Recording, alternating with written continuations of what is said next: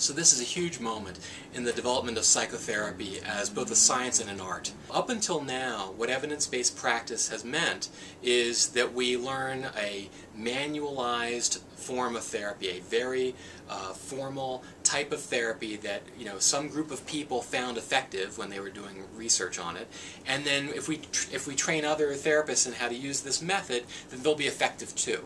And that has really been on faith, because we actually know with a lot of research evidence that there's a huge range in effectiveness among therapists, even when they train in doing the same type of therapy.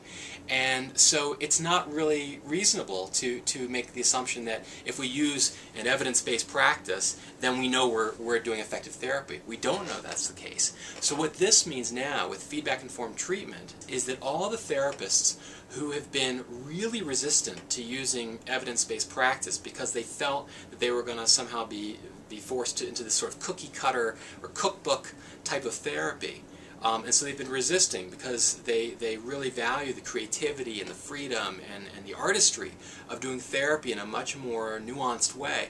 Now have a way of doing that in a scientific way, and in a way that has much more accountability for their clients and is evidence-based. So what it means is that I can be doing therapy with a client, and I have the impulse in the session to grab a book of Rumi poems off of my shelf and read a poem from Rumi, or a client wants to bring in their guitar and play me a song that they've written, or we're laughing at some really stupid joke that one of us has said, and we're laughing till we're crying together in the session. And that all those things, most of us know it can be tremendously therapeutic, but they're not in a manual somewhere.